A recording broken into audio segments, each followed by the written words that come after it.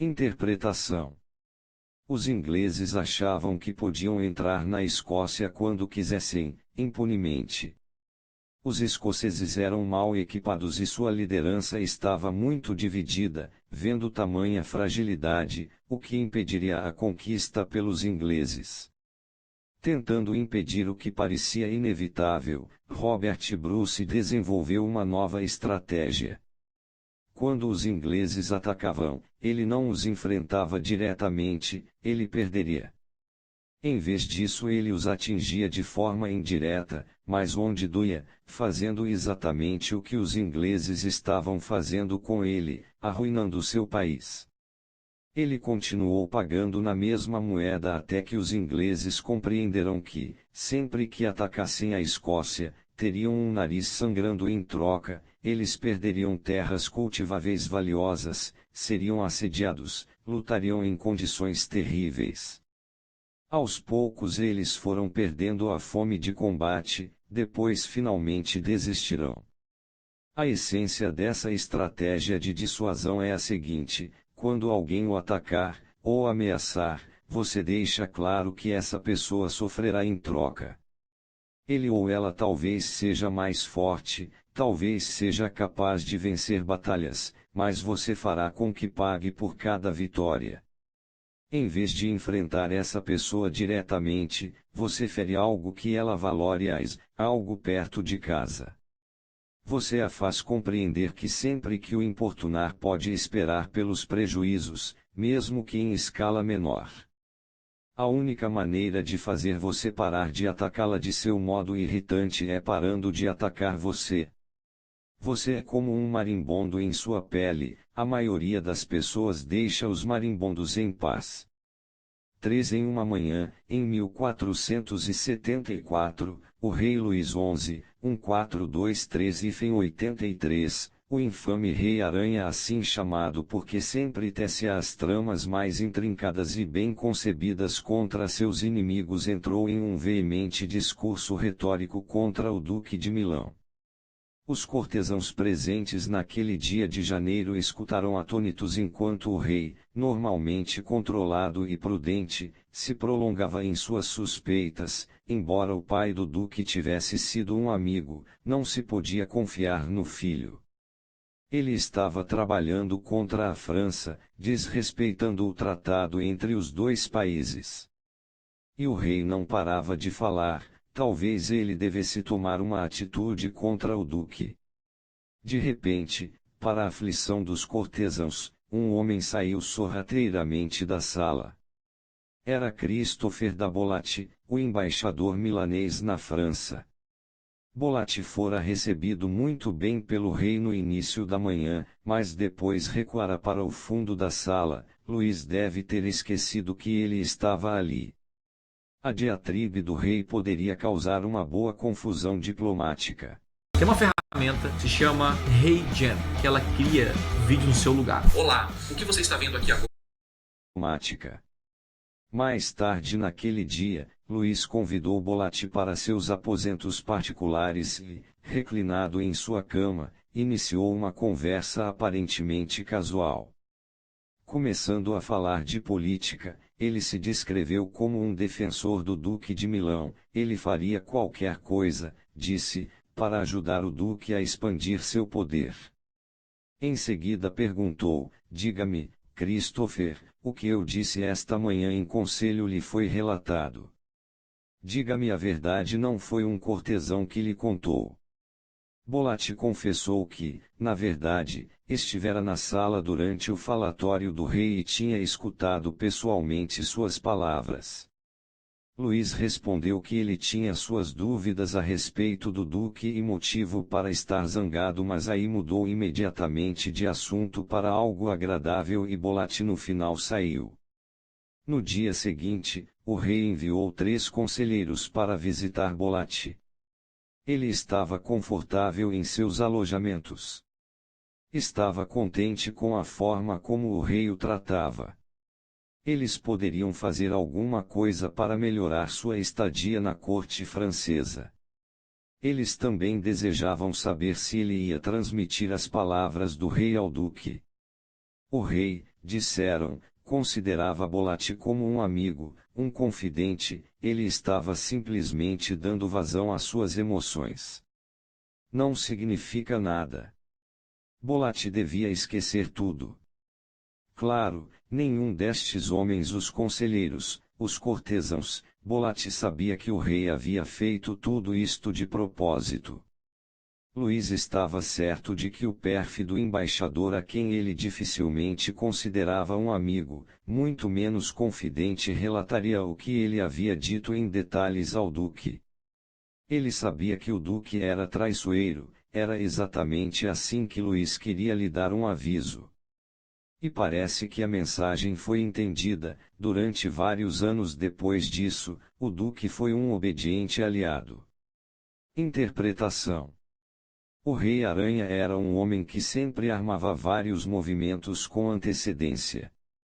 Neste caso, ele sabia que, se falasse polidamente e com diplomacia ao embaixador sobre suas preocupações com relação ao duque, suas palavras não teriam nenhum peso e ia parecer lamúria. Se expressasse sua raiva diretamente ao embaixador, por outro lado, pareceria estar descontrolado. Um golpe direto também é facilmente defendido. O duque iria apenas pronunciar palavras tranquilizadoras e a traição continuaria. Ao transmitir sua ameaça indiretamente, entretanto, Luís fez com que ela colasse. O fato de o duque não dever saber que ele estava zangado tornou sua raiva realmente ameaçadora. Significava que ele estava planejando algo e queria impedir o duque de desconfiar e conhecer seus verdadeiros sentimentos. Ele desferiu seu golpe insidiosamente para fazer o duque ponderar suas intenções e para instilar um temor desconfortável. Quando estamos sendo atacados, a tentação é de deixar as emoções tomarem conta, de dizer aos agressores para pararem, de fazer ameaças com relação ao que vamos fazer se eles continuarem. Isso nos coloca em uma posição frágil, revelamos tanto nossos temores como nossos planos, e palavras raramente detêm agressores. Enviar a eles uma mensagem por intermédio de terceiros ou revelá-la indiretamente com uma atitude é muito mais eficaz. Assim você sinaliza que já está manobrando contra eles. Mantenha a ameaça velada. Se eles puderem apenas vislumbrar o que você está pretendendo, terão de imaginar o resto. Fazer com que vejam você como uma pessoa calculista e estratégica terá o efeito de um balde de água fria sobre o desejo deles de prejudicá-lo ou atacá-lo. Não vale a pena correr o risco de descobrir o que você talvez esteja aprontando.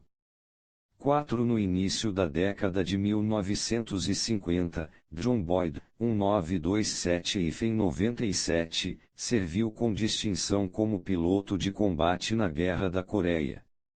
Nos meados dessa década, ele era o instrutor de voo mais respeitado na base de Força Aérea Nellis, em Nevada. Ele era praticamente invencível nos exercícios de combate aéreos, tão bom que lhe pediram para reescrever o manual sobre táticas para pilotos de combate. Ele havia desenvolvido um estilo que iria desmoralizar e aterrorizar, entrar na cabeça do adversário, destruir sua capacidade de reagir.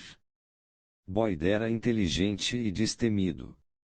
Mas nenhum de seus treinamentos e perícias, nenhum de seus esbarrões com a morte como piloto, o preparara para os golpes pelas costas, as manobras políticas e a guerra indireta sem derramamento de sangue do Pentágono, para onde ele foi designado em 1966 a fim de ajudar no projeto de caças a jato leves.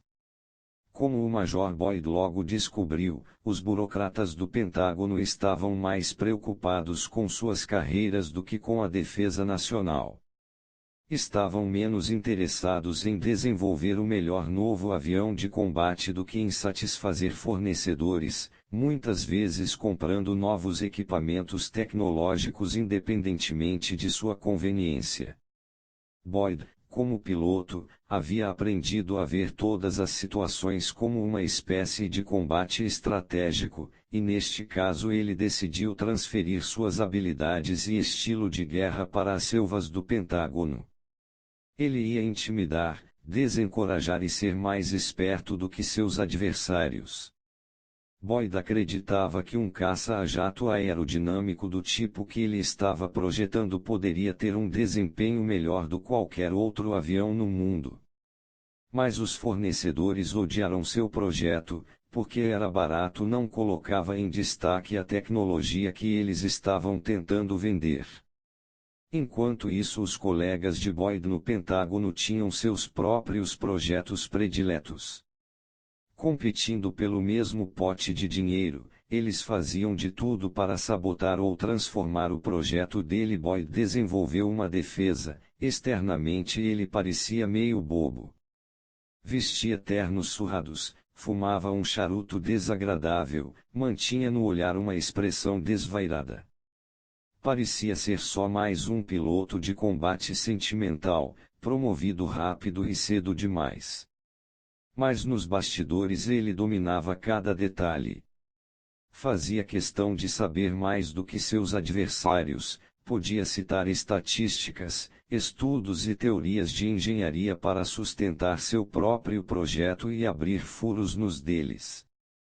Os fornecedores apareciam nas reuniões com apresentações vistosas feitas por seus principais engenheiros, vinham com ideias fantásticas para deslumbrar os generais. Boyd escutava polidamente, parecia impressionado e então, de repente, sem avisar, ele entrava na ofensiva esvaziando seus argumentos mais otimistas, mostrando em detalhes que os números não batiam, revelando o sensacionalismo e a fraude.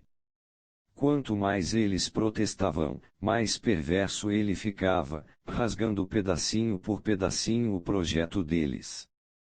Atacados em seu ponto vulnerável por um homem que eles haviam flagrantemente subestimado, repetidas vezes os fornecedores saíam destas reuniões jurando vingança. Mas o que eles podiam fazer? Ele já havia derrubado seus números e transformado suas propostas em angu. Flagrados no ato de forçar uma venda, eles haviam perdido toda a credibilidade. Teriam de aceitar sua derrota. Logo eles aprenderam a evitar Boyd, em vez de tentar sabotá-lo, ficaram esperando que ele caísse sozinho. Em 1974, Boyd e sua equipe haviam concluído o projeto de um jato no qual estavam trabalhando e cuja aprovação parecia certa. Mas parte da estratégia de Boyd tinha sido construir uma rede de aliados em diferentes partes do Pentágono, e estes homens lhe disseram que havia um grupo de generais com 3 estrelas que odiava o projeto e estava planejando sua derrota. Eles o deixariam fazer uma apresentação para vários oficiais na cadeia de comando, todos aprovariam, em seguida haveria uma última reunião com os generais, que afundariam o projeto conforme vinham planejando o tempo todo. Tendo chegado até esse ponto, entretanto, ia parecer que o projeto tinha recebido uma audiência justa. Além de sua rede de aliados, Boyd sempre tentava se certificar de que tinha pelo menos um defensor poderoso. Isso em geral era fácil de encontrar. Em um ambiente político como o Pentágono, sempre havia algum general ou outro oficial poderoso descontente com o sistema e feliz em ser o protetor secreto de Boyd. Agora Boyd invocou seu mais poderoso aliado, o secretário de Defesa James Schlesier, e conseguiu sua aprovação pessoal para o projeto. Depois, em uma reunião com os generais, de quem ele poderia dizer estarem no íntimo se vangloriando porque finalmente o haviam apanhado, Boyd anunciou: "Senhores, estou autorizado pelo secretário de Defesa a informá-los de que esta não é uma reunião para decisão. Este resumo tem apenas o propósito de informar. O projeto", ele disse, "já tinha sido aprovado." Ele continuou fazendo sua apresentação, alongando-se ao máximo possível retorcendo a faca enfiada nas costas deles.